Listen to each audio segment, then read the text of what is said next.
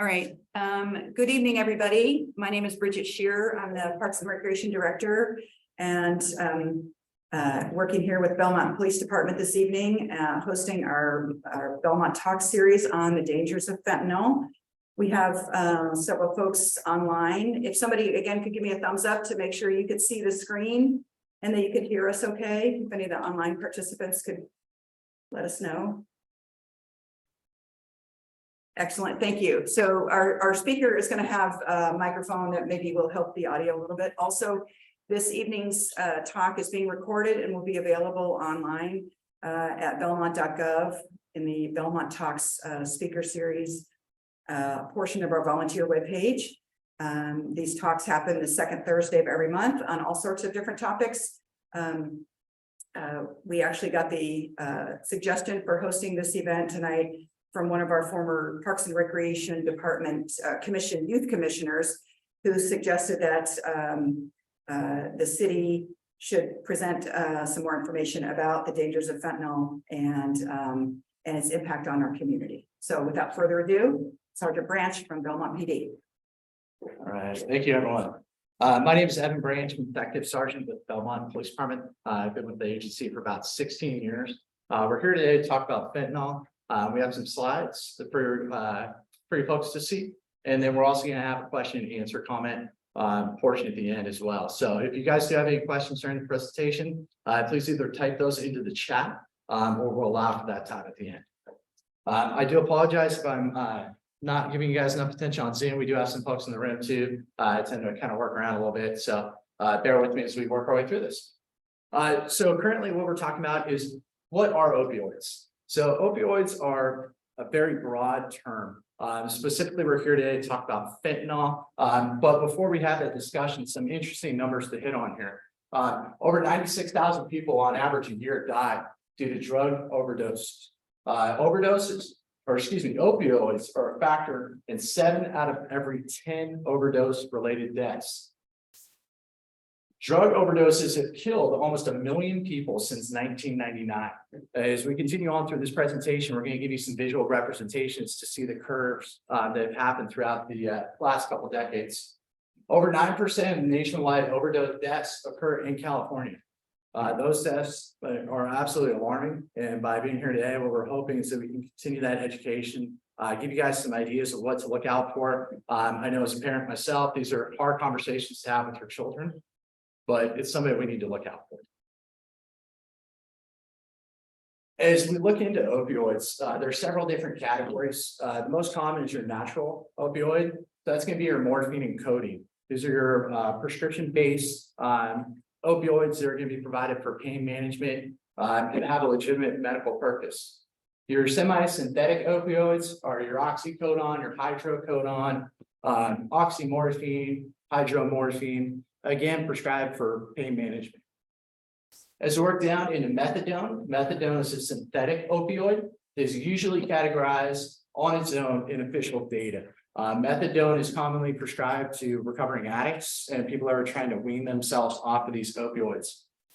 Synthetic opioids other than methadone include tramadol and fentanyl. Tramadol is also prescribed medication, and so is fentanyl. For fentanyl, we most commonly see it in a medical form as a patch, which are somewhat common within that medical community, but they are so specific in terms of their dosage and release. So it's very controlled. You know, the doctors know what they're prescribing these individuals. It's not just a blanket dose.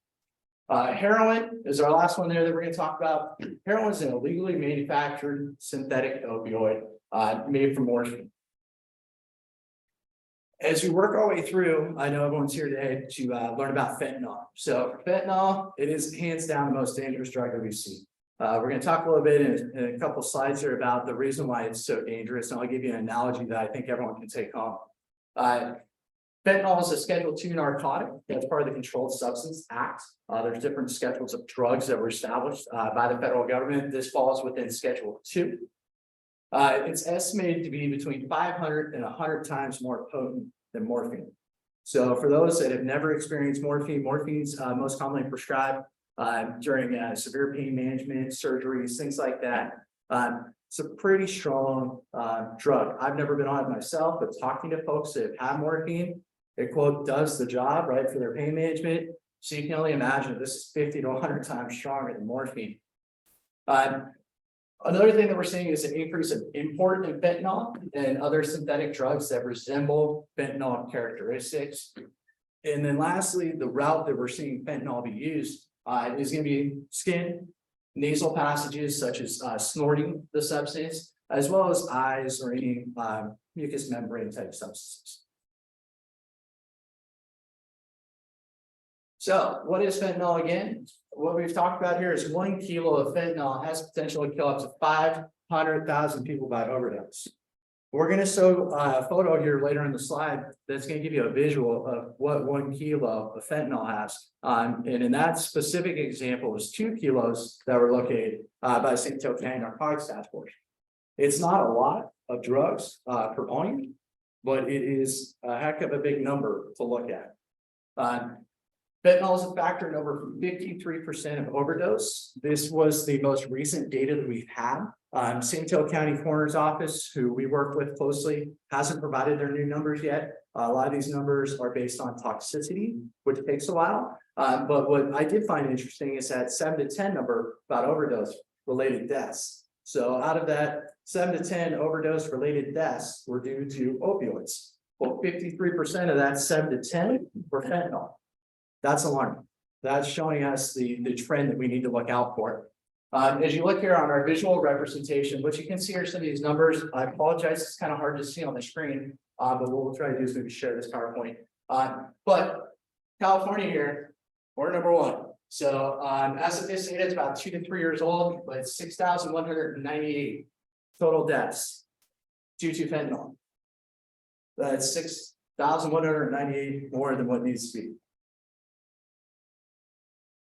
How much is deadly? This slide portrays a penny. As you can see, and when I come up in front of the screen, you can see those little granules. It's a very, very small amount. And for those that are looking for the actual number, it's 0.007% of an ounce is potentially deadly. That is a very shocking, figure. We talked about my partner, and I would almost say it's like pouring out a sugar packet. Pulling out a couple grams, that's all it takes for the substance. Moving forward, a couple different types of fentanyls that we're seeing. The acetyl fentanyl is going to be your lowest grade fentanyl that we see. Sometimes referred to as China white. That term actually comes from a heroin term. It was a term that was used to describe powdered heroin. We've now seen that transfer into fentanyl. In terms of the descriptions. Second is fentanyl. This is going to be our kind of middle grade fentanyl. This is also the time where you're going to see that substance being prescribed as medication. Next, we move to the fentanyl analogs. These fentanyl analogs are just different components that are going to make up that fentanyl. The one that I really like to hit on is carfentanil. So carfentanil is a substance that we see. It's actually used as an elephant tranquilizer. Things that are used to basically tranquilize a very large animal. The numbers are pretty shocking, 10,000 times stronger than morphine. 10,000 times stronger than morphine. 100 times stronger than fentanyl. So as you can see, we go back to fentanyl, kind of our middle of the road, work our way down to carfentanil, it's 100 times stronger. The next routes that we normally see with Xanax are going to be, with fentanyl, are going to be our Xanax and M30 counterfeit pills. M30 is our hydrocodone series of pills.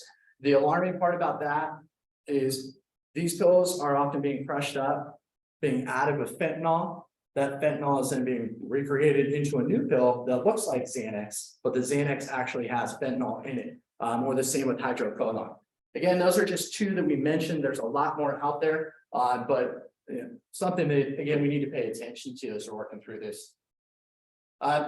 Next series of slides here is what's called a pill press. So this is the route to create those pills, the Xanax, the hydrocodone.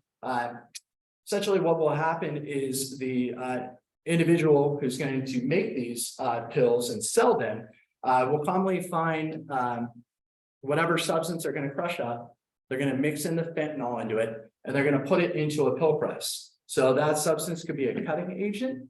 It could also be, the Xanax or whatever it may be, that they're going to add into the combination, essentially like a blender, mix it all up and put it into these pill presses. As we work our way, you're going to start seeing examples of what some of the pills look like. They're colorful. They may not always have color, but when you're looking at these substances, they're either branded or they're marketed, or they may be catered to a different specific area, specific celebrations based on color. They're trying to basically sell their product as their own. We've seen different individuals that will only sell one color, based on a certain geographical area. We've also seen some of this pink here in the center of your screen. That is just colored fentanyl. The dangers that really come from this type of manufacturing is you don't know what you're getting. So we came up with the analogy. It's like making chocolate chip cookies, right? So you get all your ingredients together. You're going to make your pretty chocolate chip cookies. You're going to sprinkle some chocolate chip cookies into that batter. You're going to mix it all up, and you're going to bake your cookie. But when you bake your cookies, your chocolate chips are not in perfect order, right? You're not going to have a chocolate chip every half an inch, quarter of an inch. So when you dissect that cookie and take a bite, how many chocolate chips are you going to get? You may get one, you may get 100. Well, we talked about the actual, amount of fentanyl that it takes to kill somebody. So when you break down that small little amount, somebody takes a bite of that chocolate chip cookie thinking, hey, it's just a chocolate chip cookie. I'm only getting one chocolate chip. They may in fact get 5 chocolate chips, which can lead to our overdoses. As we work our way through it, one question that commonly comes up is, how do you know the difference? So we gave some good examples here. The M30, your hydrocodone, oxycodone series, and then Xanax. They look pretty similar on the screen, as you're seeing from home here, and as well as in the room. The branding, they're trying to copy them, but we're never going to be as perfect, right, as the actual manufacturer. So when these folks are using pill presses, you're going to see, again, I apologize, I'm blocking the screen a little bit, but you're going to see the differences, right? This is actually the authentic one. This is actually the fake one. Nice and crisp lines, the numbers match up, everything's nice and parallel. When you come over here to the Xanax, you can see how the Xanax up here is off, right? The numbers aren't looking absolutely pretty as this one. The spacing's a little bit off. Those are those things that we're going to be looking for. The pills that are manufactured from the drug providers are going to be nice and crisp. All the numbers are going to match up.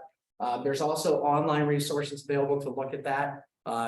Pill finder, drug identifiers, things that you're able to look up these substances based on the letters or numbers, or in this case, Xanax actually says Xanax on the bar. But this very well could contain fentanyl. And we have absolutely no idea, which is really alarming. Again, I mentioned the parents that are on this presentation today. These are the things that, in our communities, these pills are being marketed, they're being traded, they're being handed out, where a kid says, hey, I'm going to pop a Xanax bar. Well, this is a Xanax bar that they think that they're taking, but in reality, it very well may not be a Xanax bar, right? It may contain fentanyl.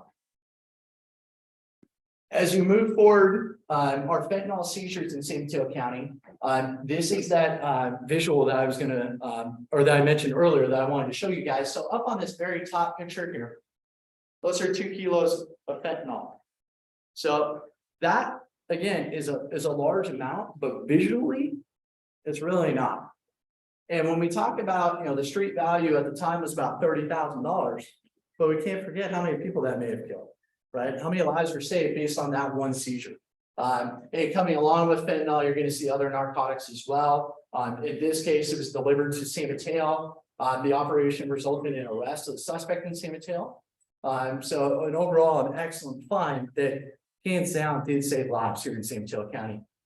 The next one down below here, you're going to see another seizure. This is the counterfeit hydrocodone pills. They tested this, and 42% of the counterfeit hydrocodone M30 pills contained at least 2 milligrams of fentanyl. So 42% of that 2 milligrams, that's overdose deaths. So again, another example of lives that were saved through that seizure. This is, I think, one of the most powerful graphs that we have here. And this is, again, a visual representation of what you're seeing. What I'd like to point out is I'm going to come on this side of the screen here. So this begins in 1999. This is our overdose related deaths per 10,000 people or 10,000 residents at this point. You're going to see our numbers trending somewhat consistent. I spoke with our narcotics task force agent who provides some insight. Around 2010, 2011 is when we started seeing an influence of fentanyl, both regionally and further spread. What's shocking right here is about 2013 all the way to 2019.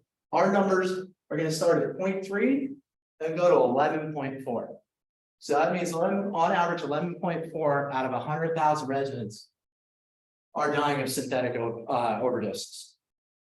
As we move forward to our next screen here, this is going to show the prescriptions or prescriptions that were basically prescribed to folks.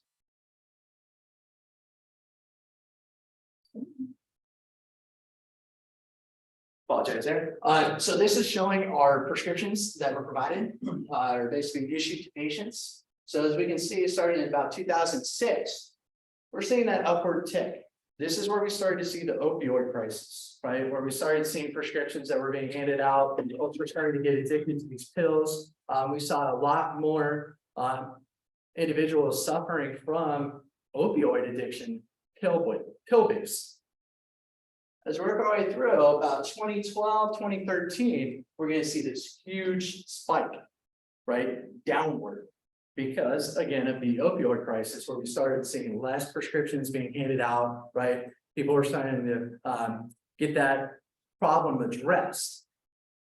Shockingly, though, our overdose related deaths started to trend during our opioid crisis, right? Our pills to this ultimate high here in 2019. We're seeing a huge spike. So what we look at for these numbers is we're seeing a downward spike of prescriptions being issued. However, we're seeing a huge spike in overdose related deaths. From the law enforcement side, this matches up to what we were seeing as well. About a decade ago, we were contacting individuals that were in possession of Xanax, hydrocodone, morphine, Oxycontin in their possession, right? They were illegally obtained, they're being sold. Those pills started getting stricter and stricter. Doctors were getting cracked down on how many scripts they were writing. We started seeing a transition. We started seeing folks that were going from that opiate high of a pill to an opiate high of heroin. And we started seeing a tick up of heroin coming back again. As we currently lie, we're seeing a huge increase in fentanyl. Speaking to our special agent with narcotics task force, he provides some good insight where the purchase price of fentanyl is a lot higher than heroin. However, what they're seeing is sellers actually mixing the fentanyl into the heroin to make it more addictive. Their customers are coming back over and over. They're driving that high. As the fentanyl continues to increase in price, it's more of a supply and demand issue.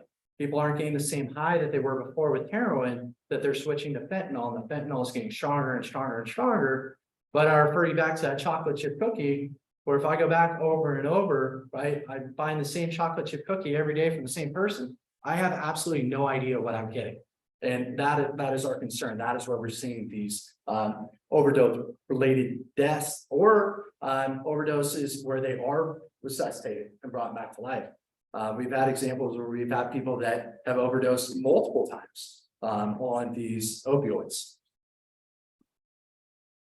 Some news related articles, which are good. They're conversation starters. I would highly encourage our parents that are watching, or even our other community members, to have these discussions. This isn't something secretive. We don't want to keep this behind closed doors. We want to address this. We want to find ways, both internally with the Belmont Police Department. We have a safe program. We have educational type opportunities. But it also comes to the parents as well. We want to convey that message that, they need to be careful what they're taking, right? Pills are out there. We do see pills in the high school.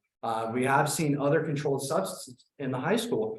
in even the middle school grades. So, by having these conversations, by talking to your families, by talking to your children, letting them know, be careful what you are putting in your body because you may not ever know what it is. Up top here, just to read our headline for those folks online here, fentanyl and related drugs are killing more people than guns and cars combined. Many victims don't realize they're even taking it. Goes back to our chocolate chip cookie analogy or a Xanax. They're not sure what they're getting. They think it's heroin, but really it's mixed with carfentanil to chase that high. Tennessee drug overdose deaths increased by more than 200% in 5 years, most fentanyl related. So again, an out-of-state article, essentially just showing that this isn't so much just a local, Belmont, San Mateo County, Bay Area, California, it's everywhere. So as we move through, we want to take a quick break. We're going to take a look and see if we have any questions in the chat that we can help answer. If you've got any questions online, just go ahead and type them in or raise your hand, and then we can allow you to talk if you prefer to do that.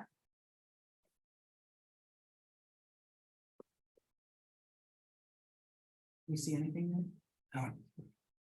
And it may be easiest if you guys are comfortable, please throw them into the Q&A. So this is our first time doing this presentation for everyone. It's an opportunity for us to come out here and educate you. Do our best to answer whatever questions we have.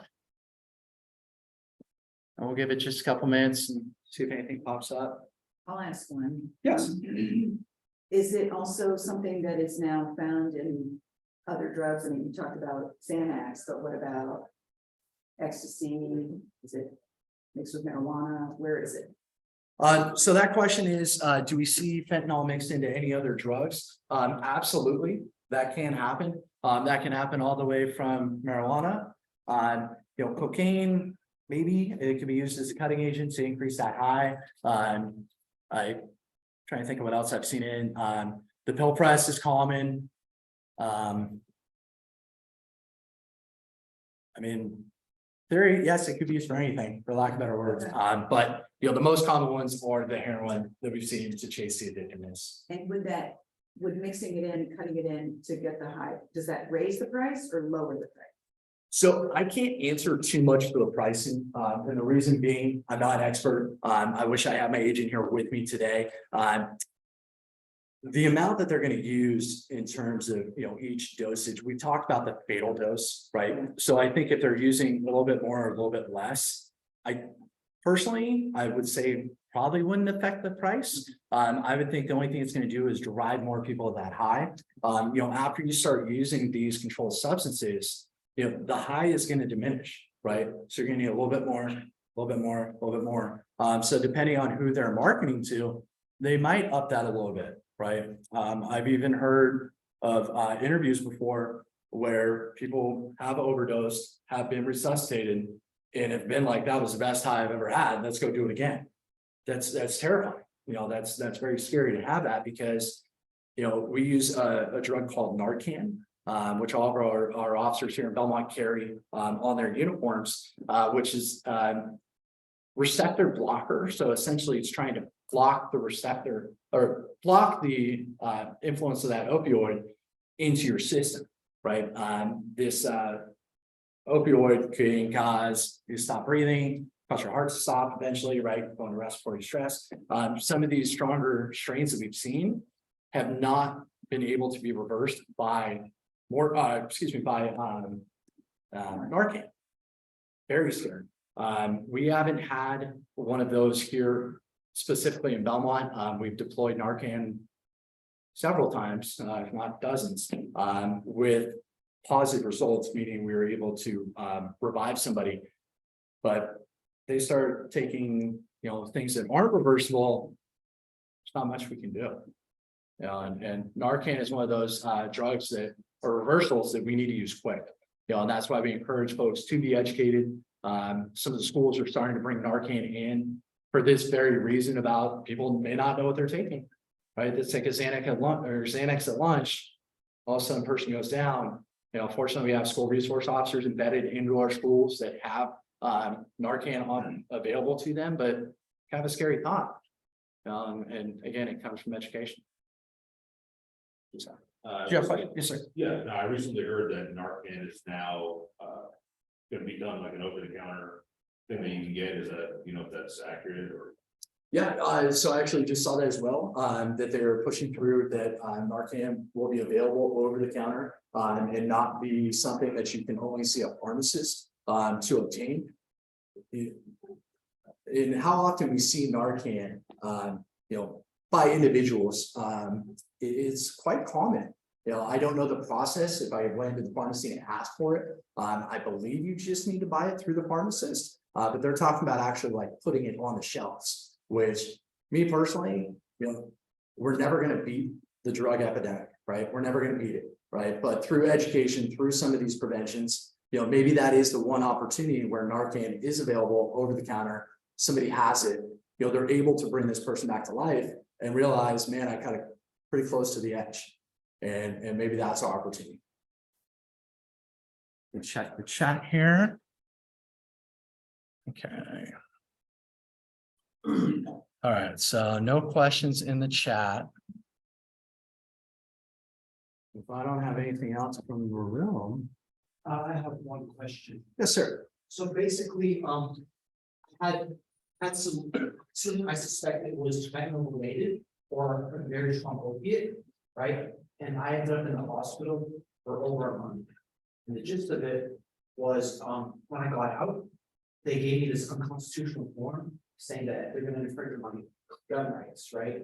So I did research and I had to write a letter of habeas corpus to the judge to explain my situation, everything, and ask for a second chance because of this interfere, because of the mistake I made. I fear my ability to protect myself and my family's taken away, as well as barriers to my career and future, right? So I was curious if you knew any detail about that.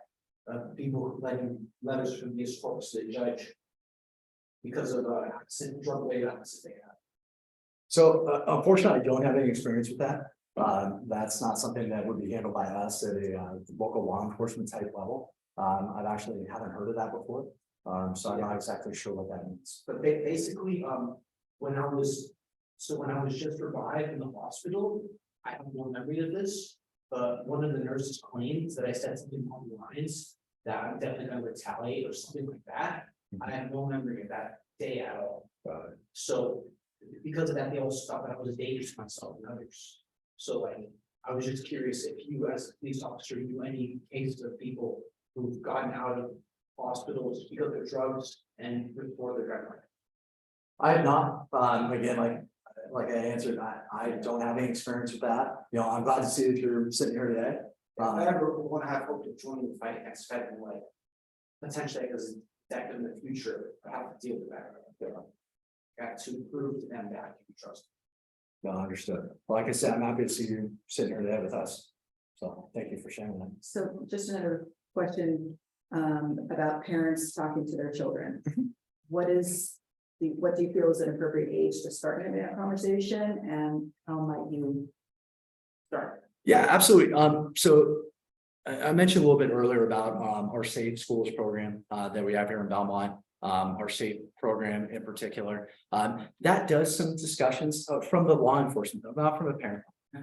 Where we start talking about the dangers of drugs, the things that happen, alcohol, but all the different, types of things that could get you into trouble, for lack of better words. In terms of a parent, I would say basing that on your child's maturity, how to process information.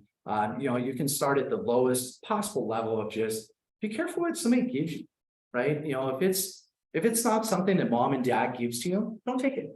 Right, and maybe that's our very intro to leading up to, I would expect to show a 5-year-old, photos of fentanyl, but at least we can start that dialogue, right? Or building that trust with the child, that hey, so and so gave us me, I don't know what it is, right? And then continuing that, because that's really going to build upon the relationship that you have, right? And the more open dialogue that we have with our children about the dangerous things that are out there, the better off we're going to be.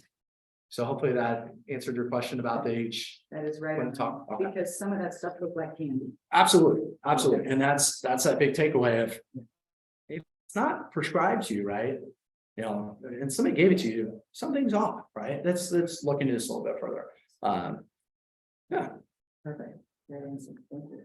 Excuse me, and I kind of phrased it wrong, that like, I don't have to prove that I can trust it per se. What really confuses me is that they have to prove that I can't be trusted, that I am dangerous, right? So that like goes on my back, but in the hospital, like I've been totally covered, they're giving me an unconstitutional form. yeah, I do sincerely apologize. I'm not familiar with that. You know, you're mentioning the hospital and forms, not something we can do from a law enforcement standpoint. I mentioned that because I did research and like if someone who's been given that form as a cop the gun, the cops would be on. You know, and I'm thinking is it really fair to infringe on the constitution? It's an accident that could have come to anyone with secrets. Understood. If you want to hang out afterwards, maybe we can help you a little bit more in terms of what steps you may be able to take. Yeah. Sure. Just to kind of maybe piggyback on the last question, if parents have other questions or students, our SROs, our school resource officers are available for them to contact and ask questions of. Is that Absolutely a good resource for something like that? Absolutely, that is a resource that we have. Our school resource officer is embedded in all of our schools. We also have a corporal who's assigned to that juvenile services division that we'd be happy to provide those information to parents, to community groups. You know, the more we can get this message out there, the better. So I would encourage you to reach out. Our school resource officer is on campus quite often. So if you're comfortable, you see him, flag us down, talk to us. If not, you can reach out to the Belmont Police Department. Our telephone number is area code 650-595-7400. And you can ask for either Detective Antoine Abinator or Detective Corporal Dan Friedman. And we'd be happy to help you out with either of those. Wonderful. Well, thank you very much. Thank you. Sergeant Branch. Thank you all for folks on Zoom and here in the room for listening on this very important topic. Again, this recording will be available online in a couple of days on the Belmont.gov website. Just do a search for Belmont Talks and you'll get to it. And thank you, everybody. Be safe out there. Thank you. Thanks.